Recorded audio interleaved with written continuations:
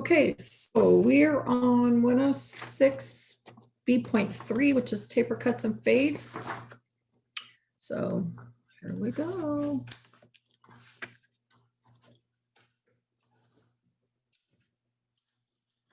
Okay, so skills that are needed for taper cuts and fades, as well as regular hair cutting. Like you have to know the foundation of the haircut. So you have to know the difference between like a solid form and a graduated form and an increased layered and a uniformly layered. As well as that, we also need to know the other techniques that go along with the shorter haircuts, like gradation, fading, where to transition, and outlining.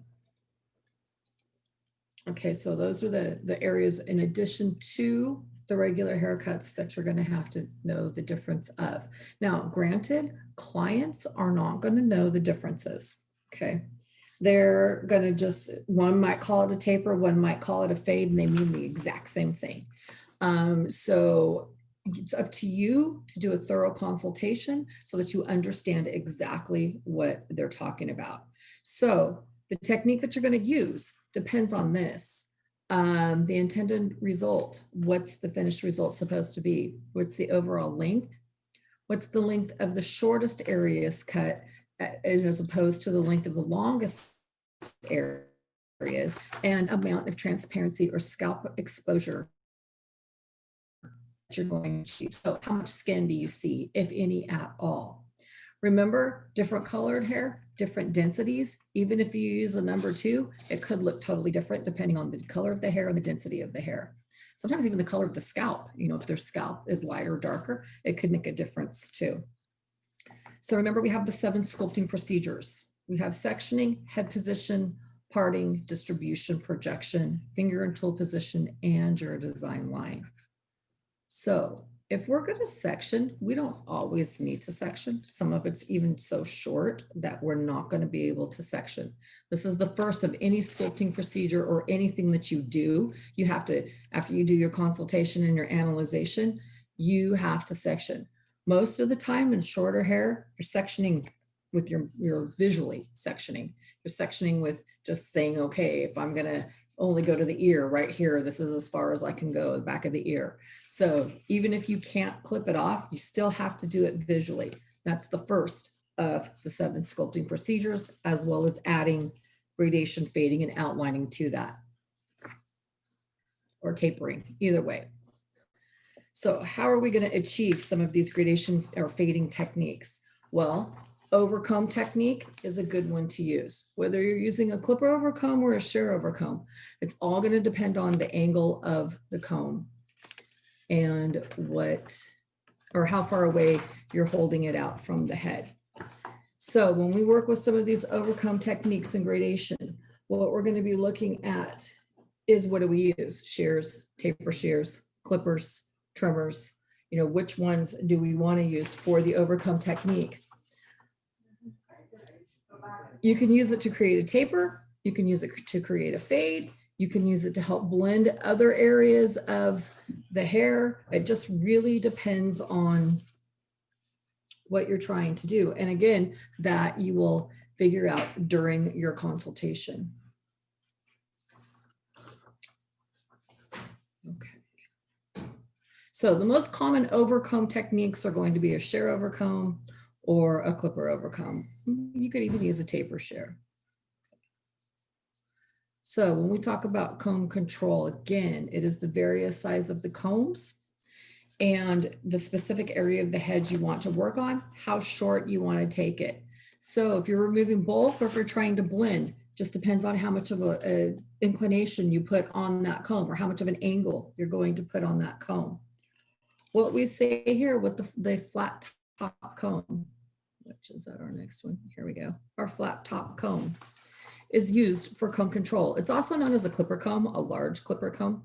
I actually like the flat top comb a lot better than I like the large cutting comb for using overcomb work. So this is used to control the hair when quickly removing larger lengths of hair with clippers or shears. It's good for tapering or creating flat top haircuts. This smooth surface allows the clippers to glide across the comb easy And the spine on this has the same thickness as the teeth. So you don't have to worry about this being different sizes. It's all about the same. So you get a nice, even, clean cut around the head. When we work with the large cutting comb, this is good for control when cutting large amounts of hair. It's good for overcomb techniques when you want to remove bulk.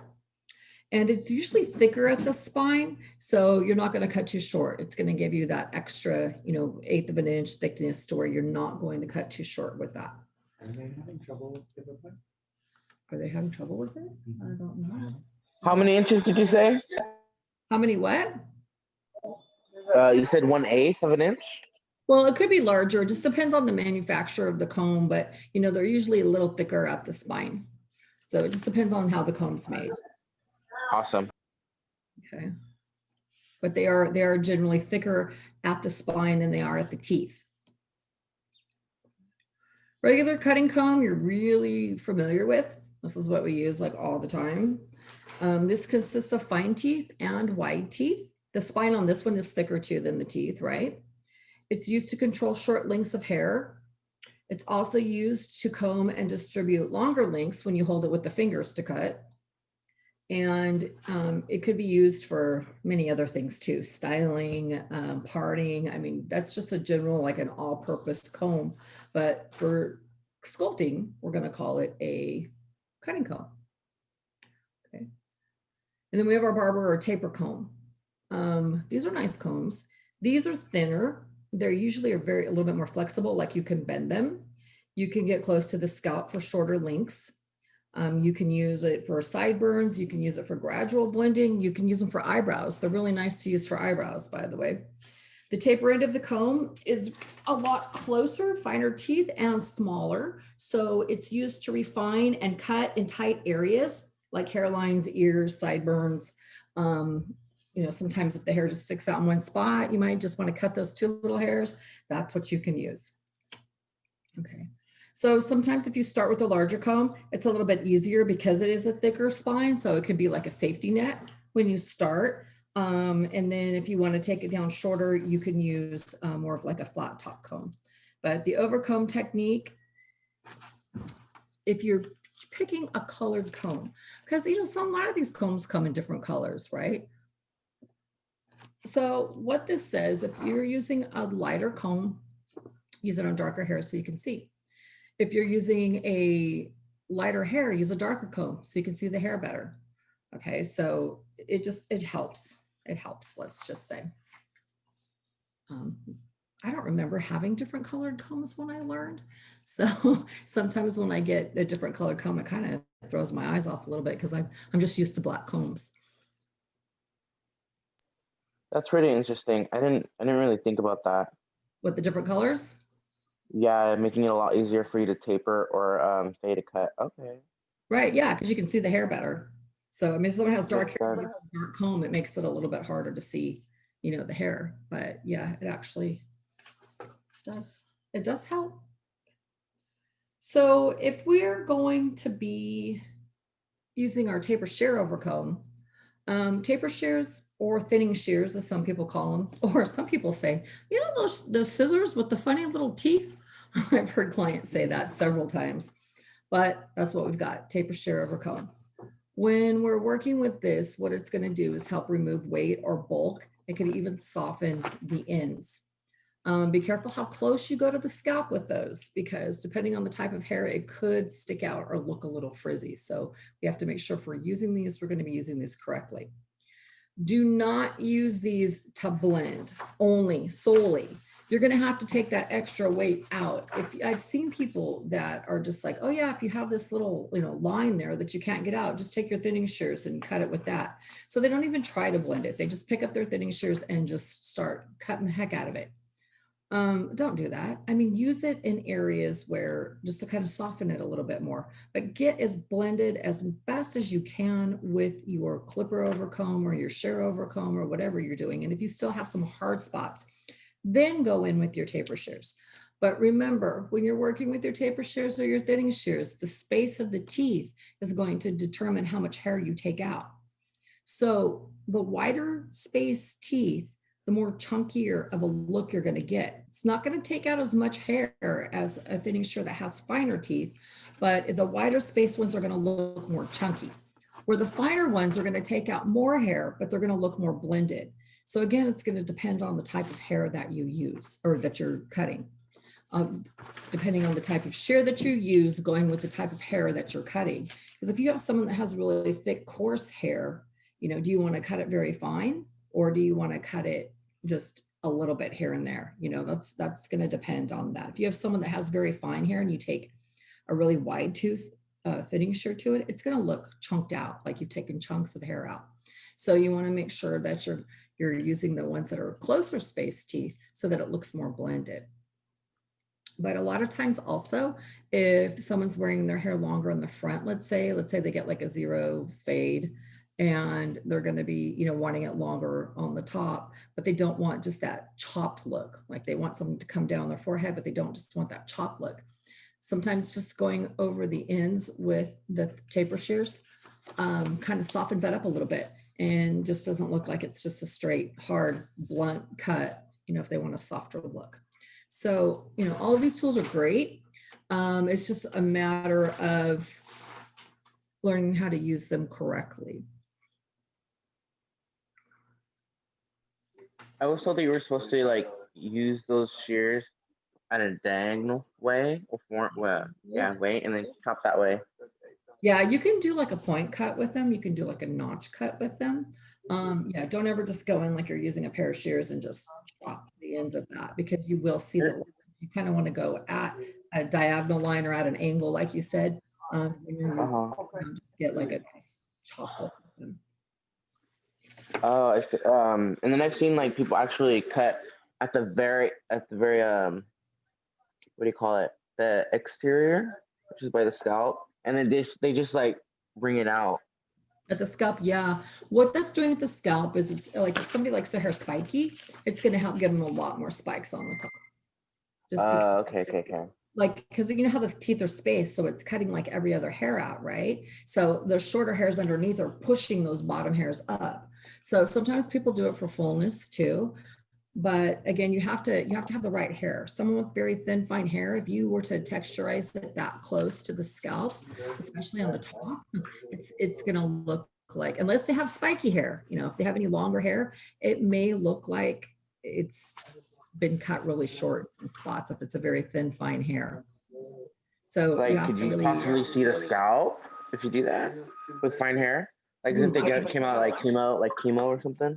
Well, I don't know if I look like that, but it just depends on how much you take out. I mean, it could, just like shears, right? But if you use them wrong, you could damage hair. It's the same thing with the thinning shears. They're great to use, but if you don't use it correctly on a certain type of hair, it could add, it could be dangerous. It could be dangerous. Let's just. So again, we just have to really make sure that we do thorough analysis and consultation before we start. We don't have any. When you see anything like that, it's usually real threat.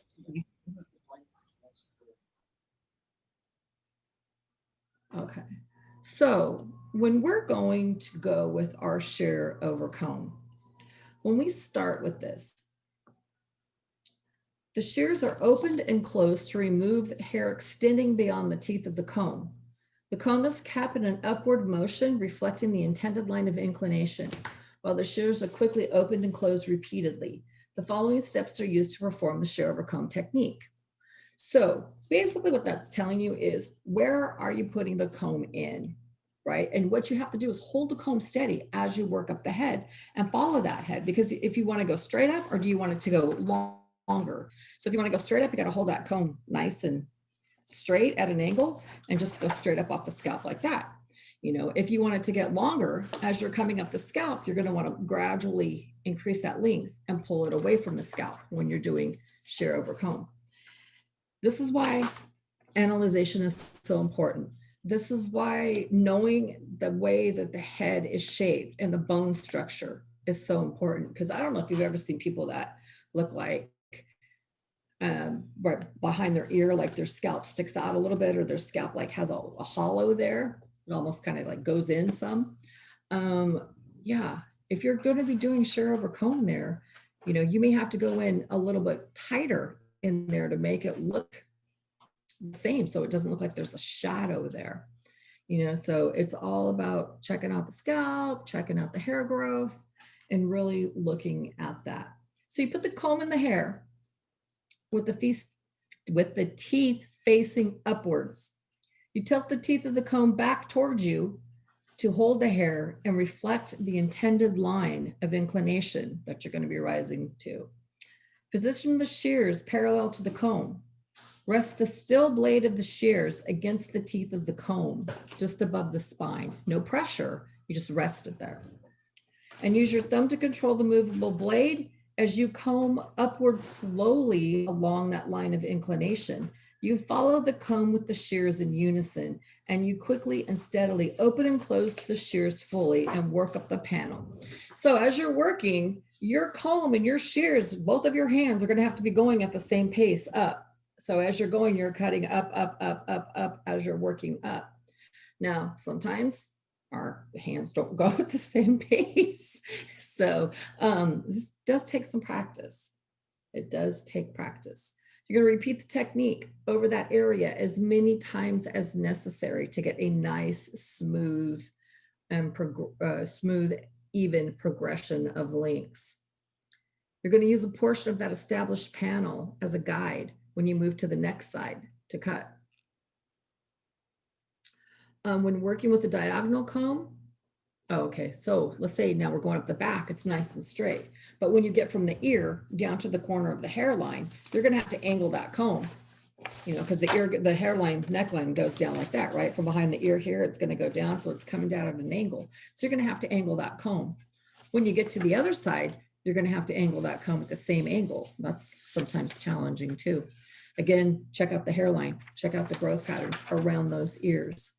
Then when you get to the side, it's the same thing. But do you start on the side or do you start on the back?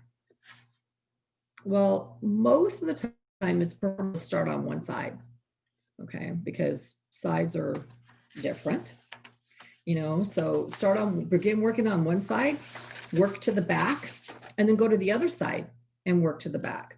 The advantages of that are that you're always cutting from your guide to hair that hasn't been cut yet. And if sides are not exactly the same, then we can always make sure that, because sides are not the same. We know this. Ears are not placed the same on the head. We know that the sides are not exactly the same. So if we're starting from here on one side and we're working our way up, we can use features like corners of the eyes, tops of the ears, middles of the ears, whatever feature we're going to use to make sure that we get both sides even and work our way back. That's the advantage of that. If you start in the back and you work from one side, then you work to the other side, I promise you one side's going to be higher than the other. So the advantages is start on one side, work to the back, go to the other side, work to the back. As you start, ask your clients to confirm those lengths so that you're not cutting the hair 5 times, cut a little bit on one side, ask them how the length is. If they like that length, then you can move on. But yeah, don't do the whole haircut 3 or 4 times because each time they decide that they want it shorter. So make sure that you are fully aware of that.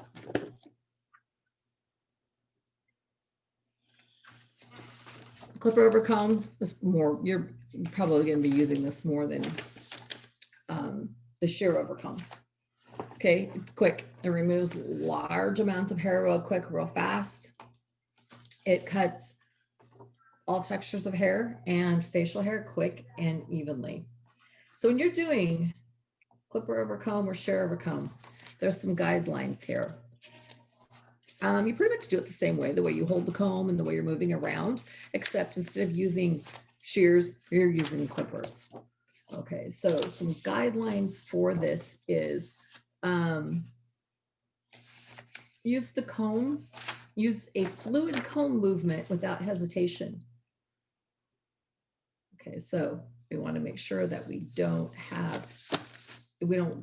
not jerky, we don't have choppy motions. We have to start, we just have to flow up that head when we're using this.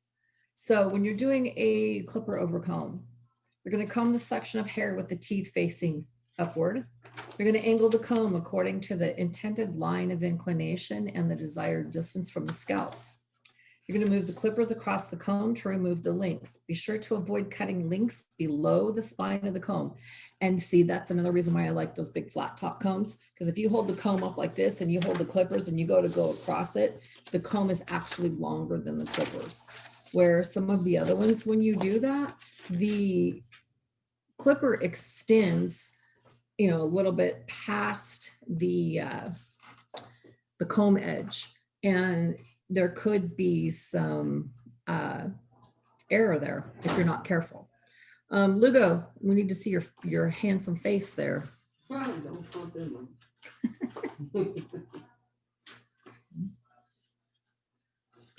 You see me? I'm here. I see you. Okay. So the clip over comb techniques are often performed by starting on one side and then working through the back to the opposite side for efficiency, just as with the shear over comb technique. So, yep, it all kind of works the same. Some of the guidelines that we're going to be working on when we're talking about clipper over comb is clippers are positioned and moved across the comb for fast length removal. Clippers can also be positioned to move upward in unison with the comb for blending. If using adjustable blade clippers, position the still blade even with the movable blade in the closed position. Work up the head using vertical sections or panels. Use each previously cut panel as a guide for the subsequent section or panel. The size of the comb for clipper over comb technique varies on the area of the head and the type of hair you are cutting. Follow the same comb guidelines as shear over comb. To get into tight spaces such as around the ears and nape, work with a standard cutting comb or a taper comb and trimmers.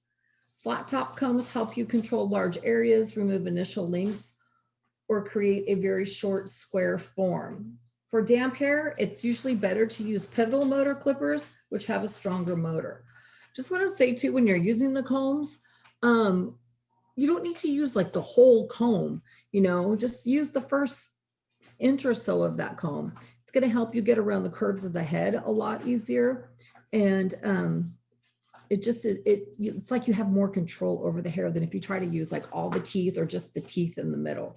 And the way you hold the comb too is a whole nother thing. You know, sometimes when people hold the comb, they have like this grip on it that it's gonna, if they don't hold it super tight, it's gonna like fall out of their hands, which, you know, we don't want to do that.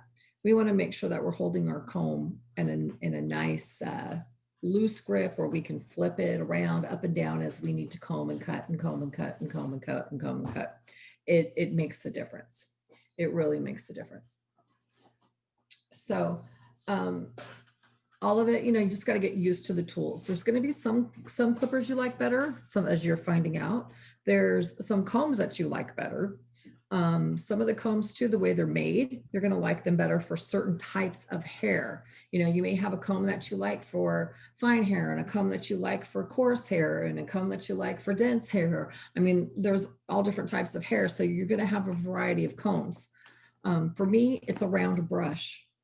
I have the hardest time finding round brushes that I like the way they flow through the hair, because sometimes it seems like they just get stuck, or the bristles are too short, or the bristles are too long, or they're too far spaced apart, you know. But then again, that brush might be good on a different type of hair, which it is. I know it is because I've used it before. It's just not good on my hair. But round brushes are my downfall.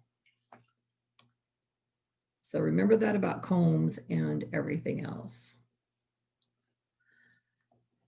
Okay, so our fading techniques is a smooth progression from complete transparency and scalp exposure to no transparency and scalp exposure versus like a shade effect.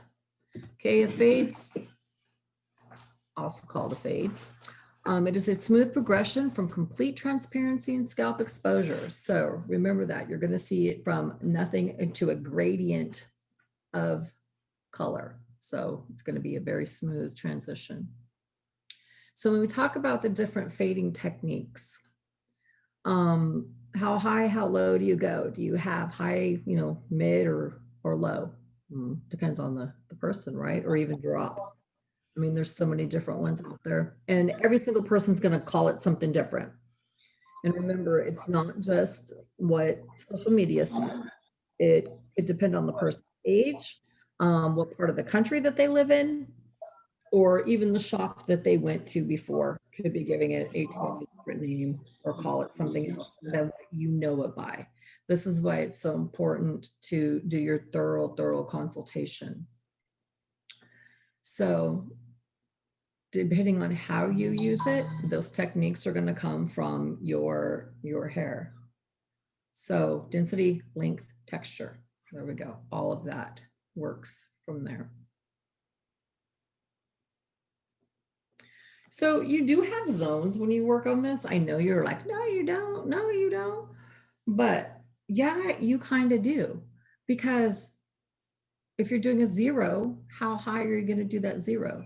Then you do like your half and your 1 and your 1.5 and your 2, and then you just overcome it up.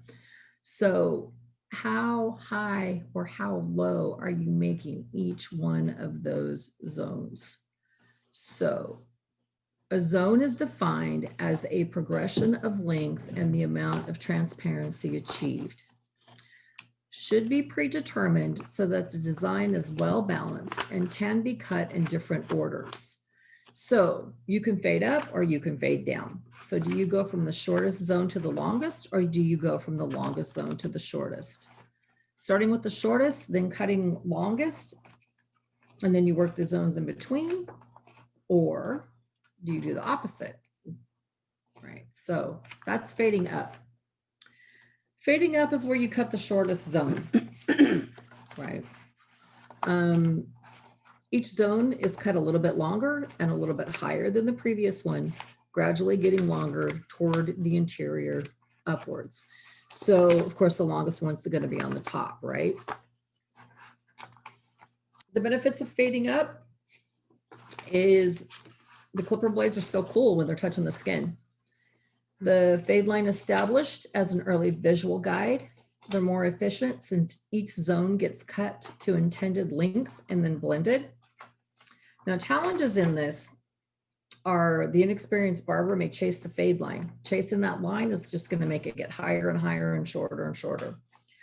Attempting to blend upward and end up with a higher line than intended. Okay. So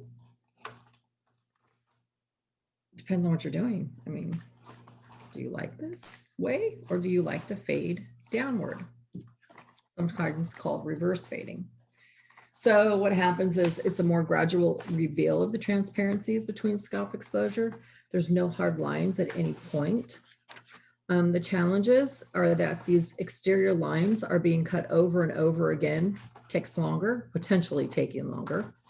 Since the shortest zone is cut at the end, the clipper blades might be hot by the time they are directly on the skin and either need to be cooled with a coolant or use another clipper while those cool off. New or less experienced barbers may struggle with visualizing the desired fade result while cutting the hair. So either way is, I mean, it's a right way. There's like no right or wrong way to do this, but you're going to have to try all the different ones because there may be some hair that fading down works better than fading it. Okay. So directions that our fades go. All right. So do we have horizontal lines? Do we have diagonal lines? Or do we have curved lines? Now, when we're going to look at the scalp or look at the lines of the head, where are we going to go from? We're going to take that temple point. And from that temple point, we're going to move to the occipital bone. So which area does that go for? From the temple point to the occipital bone. The temple point is this area here where all that little point comes out on someone's head. You know, a lot of times if you're doing a front head lineup, that's cut. So from that point on, do you want a horizontal line, a diagonal line, or a curved line to that occipital bone? And that's something that you're going to have to predetermine also during your consultation.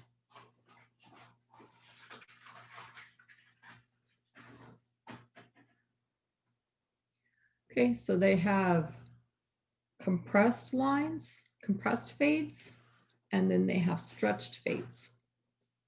So, oh, let me let her in and tell her she's in the wrong class. So you have full to no scalp exposure within a small amount of space. Your zones are a lot thinner and the appearance of more weight in the fade. Or if you have a stretched fade, it is full to scalp exposure, creating a larger or wider amount of space. The zones are thicker and there's less weight to that fade.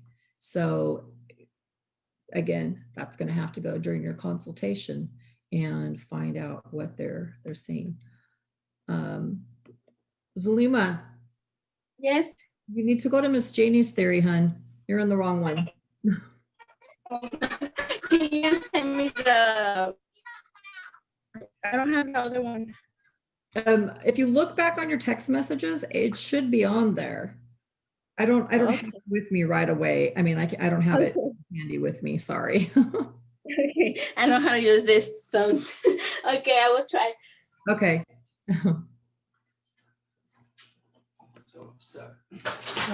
Zulima is just trying to get on my thing, so I think she needs to talk with Miss Janie. She just got off. Okay. So bald fade versus skin fade. Okay, so does that make much difference? Is it bald or if it's skin? But yeah, no, I mean, they say it all the time, right? But what they're saying is a bald fade is with the clipper blade closed. That's a bald fade. Trimmers can also be followed by an electric razor. Okay, so that's a skin fade they're saying is where you use a straight razor.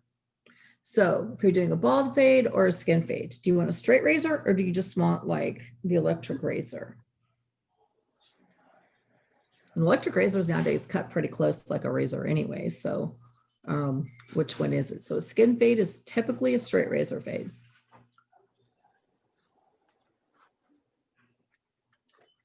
Okay, so blending. Sometimes blending is very, very challenging. So zones are blended to create smooth transitions and eliminate. Junior, is that you? Oh, my bad. Step on Zoom, huh? Should make TikToks out of that. So zones are blended to create smooth transitions, eliminating any visible lines in the shaded gradient of the fade. Some barbers prefer to establish all zones and then blend, while others blend between zones as they progress up the haircut. Blending is achieved using various techniques, including clipper guards and attachments. C-stroke, also known as arcing the clipper away from the head in a curved movement with or without guards, or notching, using just the very corner of the clipper blade or the tips of the shears to remove very small amounts of hair. So whichever technique you choose for blending, just know that like blending is important, right? So when we talk about these clipper attachments, you have to know like the order that they go in and then how to use the adjustable lever to make them longer or shorter when you're going to be working with them. So, I mean, you have no guard, which is just the blade closed, and then you can open it and have a totally different length. You can open it halfway and get a different length there also. So you have a number 1, which is, what is it? A 1/8, right? 1/8, yes. Right, you're right. Yes, 1/8. The 1 is 1/8. The 2 is 1/4. So 1.5 is 3/16. Then you're going to go to a 1/4 to a 3/8. Wait, let's see. 1/8, 3/16, 1/4, 3/8 is a 3, 1/2 is a 4, 5/8 is a 5, 6/8 is a 6, 7/8 is a 7, and 8/8 or 1 inch. 8 is 1 inch. So you should know that. You should be able to like just say that. A lot of Where do you times, see those measurements at? huh? Where do you see those measurements at? In my brain, but they're on the clipper. Oh. itself. I memorized it, see, so you should memorize this stuff. Okay, so for me to Half memorize is it as a student, The half guard is 1/16. okay, okay. So you just gotta like memorize it and know. We a lot of times we go by numbers. Like when people come in and we ask, hey, what number do I want to fade? Okay, what number do you usually get? And they'll throw number 2 on the top, And then you get some people sometimes that do some weird stuff and they're like, oh, I want a 1, 2, 3. Or, I want like a 2, 4, 6 or an 8, 2, 4, 8. I mean, weird stuff they're gonna ask. Or they say it backwards. Oh yeah, they want a 3 on the top and a 1, or a 1 on the top and a 3 on the sides. Yeah, we've heard that before too. But just know, you're just gonna have to know that, this is what somebody told them somewhere. It's not like they've ever done it to know that a 158 is what they want. Like that makes no sense anyway. So, we'll just have to know the numbers and be aware of the actual lengths of the numbers. So if someone says, 158, and you're like, you're gonna go from a 1/8 to a 5/8 to an inch, like that would be like 3 lines in their hair. Cause how would you blend some of that out? So yeah, they'd have 3 layers for sure. So we just have to know the actual numbers that we're working with. Number system is not universal. So some brands of clippers may be a little bit different. So just make sure that whichever clippers you're using, that you know the length and the guard and the other brands of clippers. I know Anderson Walls run pretty close together, but some of the other ones may not. So just be familiar with these guards and the links that they represent.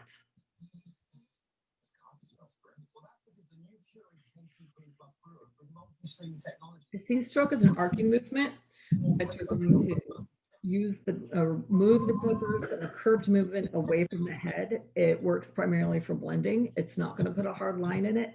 But when you're going to be using this arcing technique, you can get the hair really uneven if you do not keep the heel, which is, the bottom part of the blade, on the head as you come up and then arc off. So come up, stop, and then roll it off, like roll it off the head. Don't just flip it out like that, because you're not getting that C-stroke. You're not getting that curve to it that you're looking for. And yeah, we need to have that. Definitely need to have that for blending. Okay. Notching is where you're kind of using just the tips or the blades, tips of the shears or the tip. Oh my gosh, can't even. The tips of the clipper. Yeah, there we go.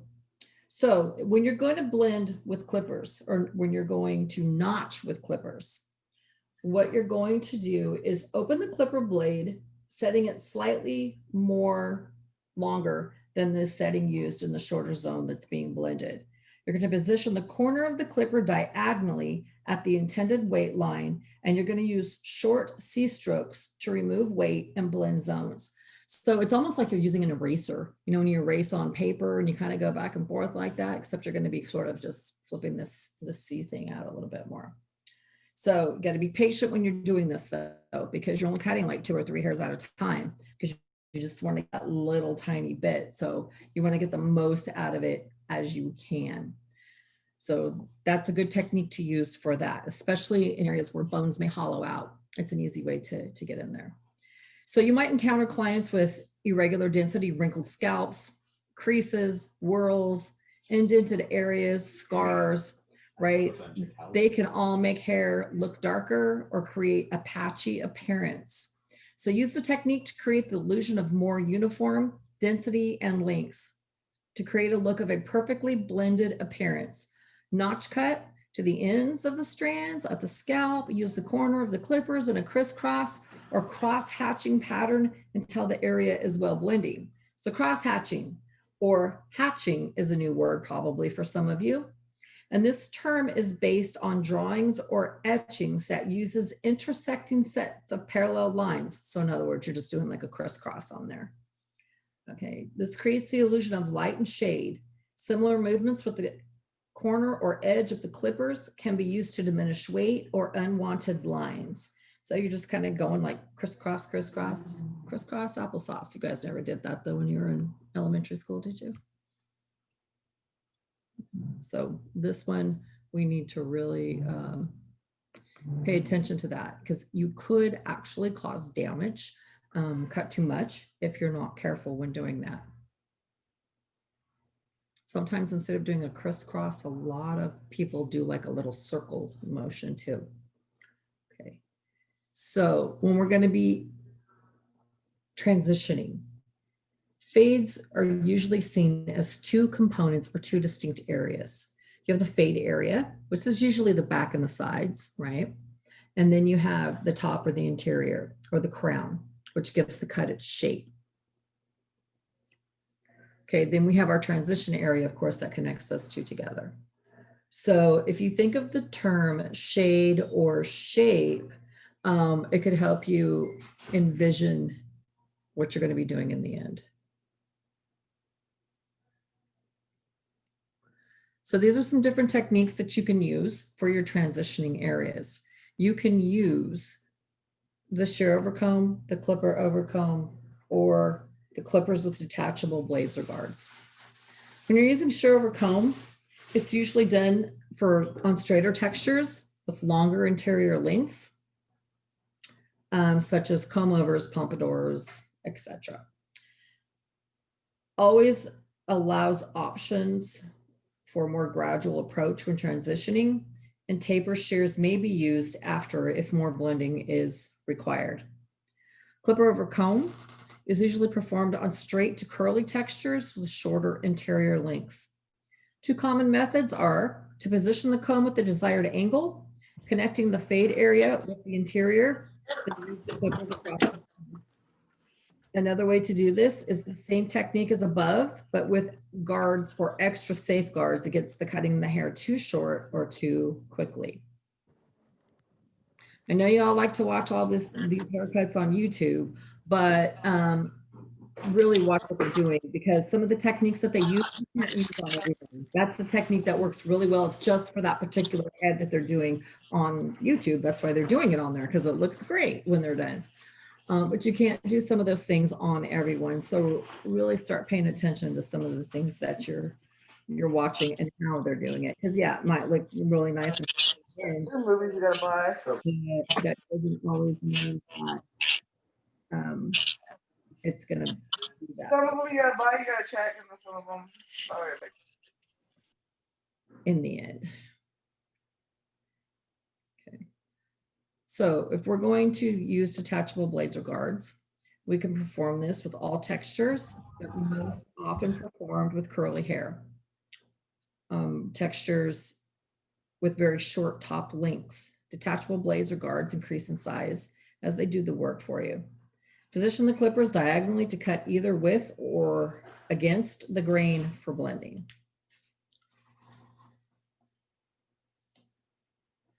Okay, so now we're going to go into the grain of the hair. So the grain is the direction in which hair grows. That's a test question, by the way. What is the grain of the hair? The grain of the hair is the direction in which the hair grows. Cutting with the grain works good for tightly curled hair to avoid cutting too close to the scalp or creating uneven lengths due to the curl. Hair is brushed with the grain prior to cutting.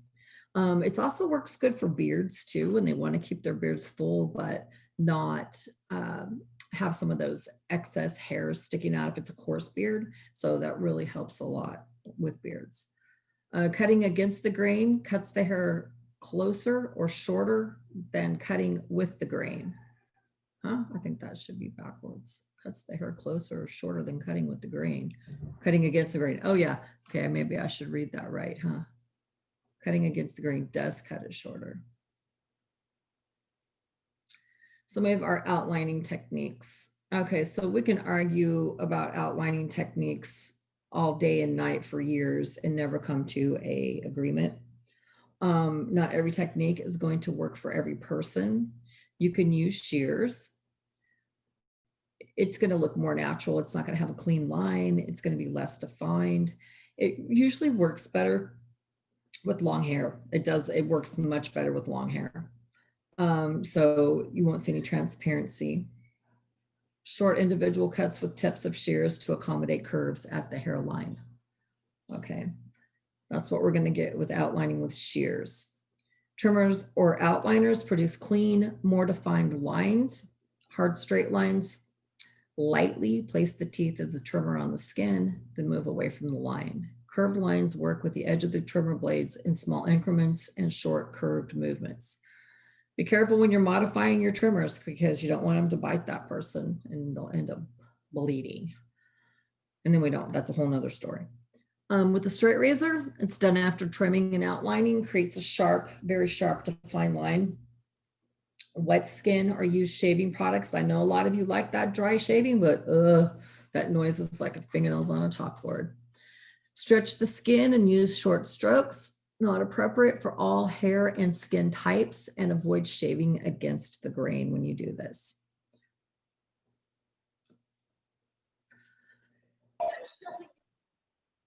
Ooh, sorry. So when we go to do the nape, are we going to do a square? Are we going to do rounded or tapered with no line? So angular, also known as squared, achieved with the shears or trimmers. We're using trimmers against the skin.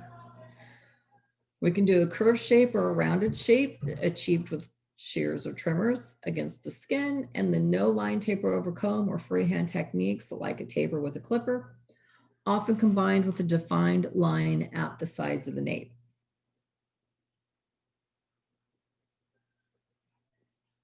And then we have our neck shave. Now a neck shave is something that you're going to have to do at state board. So a neck shave consists of behind the ears along both sides of the neck and the bottom of a neckline. That's a test question somewhere, is like, what does the neck shave include? And there's all these different things, but it's behind the ears along both sides of the neck and the bottom of the neckline. So it's the little squarish or roundish area from behind the ear down that hairline across the back of the neck.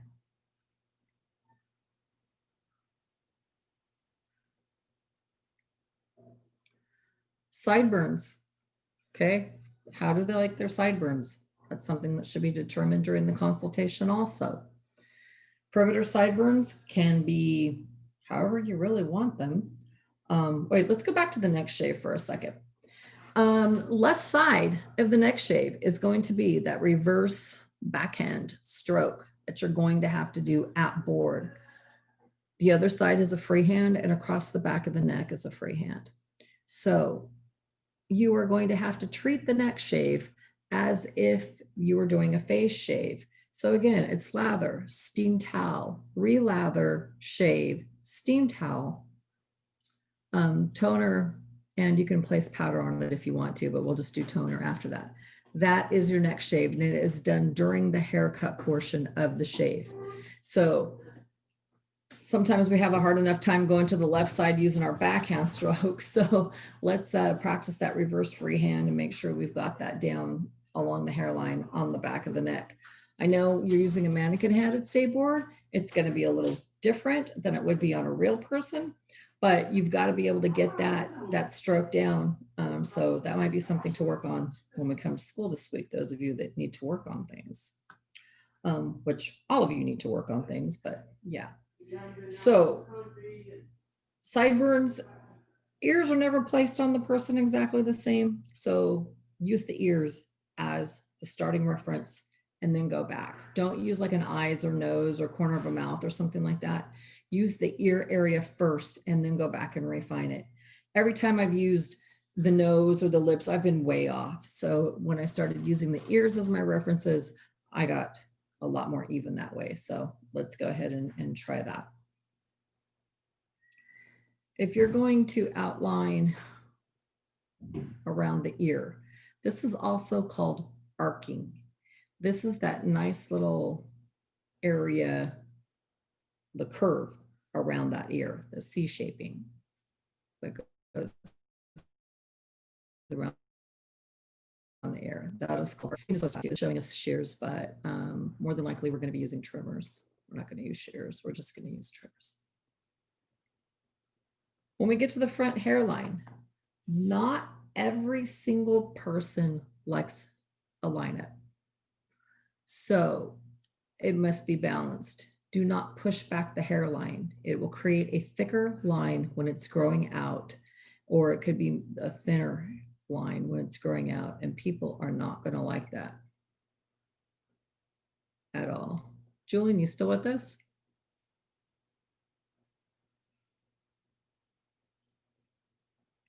That's what I thought. No, he's there. The chair moved. Sure.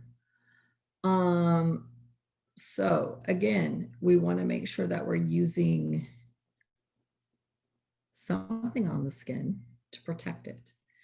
Sometimes if you're going to be doing it, well, not sometimes, all the time, if you're going to be doing a razor outline on someone, that is an add-on service.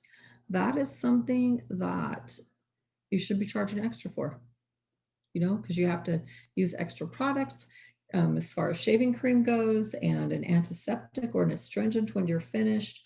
All of that type of stuff is something that's going to be just a little bit more. So yeah, you do charge extra. What if they want that dry shave though? Like, I would totally try to talk them out of it.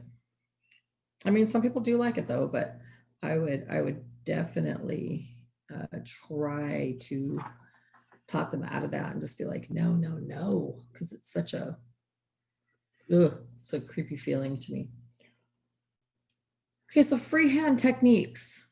Eyes and hands are the only means of control. So you got to have a steady hand for this. This one's going to help you just sort of do maybe a little bit of cleanup of residual strands, refresh the shape of a longer, tightly curled haircut, clean up the perimeter lines, create less defined perimeters when whorls and growth patterns are a concern. Okay, if you're going to be doing clipper cutting, a lot of times the sides and back, you'll use that C-stroke, shape hair into distinct geometric shapes. Okay, so you guys all have your homework. In order for you to get your 6 hours for today, you have to do that homework. Take a picture of it and send it in to us. Bring it in when you come in if you're doing it, writing it out by hand, but at least take a picture of the first page and send it in to us so we can give you the 6 hours for today. You're gonna need it. Can you send me the homework, Miss Connie? I didn't get it. Yes, I will find a picture and send it out in that text message, okay? So, yeah, I'll have to do that later on, but yes. Okay, so.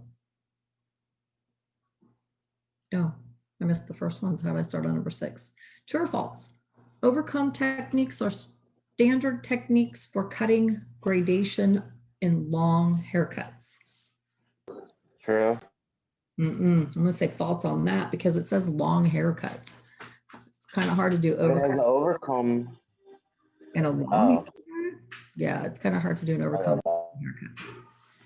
True or false? Shear overcomb produces a softer edge than a clipper overcomb. True. A fade creates a smooth progression from complete transparency and scalp exposure to no blank, and blank.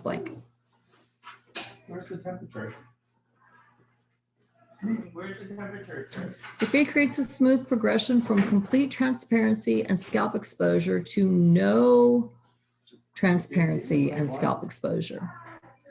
Areas that define the progression of lengths and the amount of transparency achieved in a fade are transition. I don't know.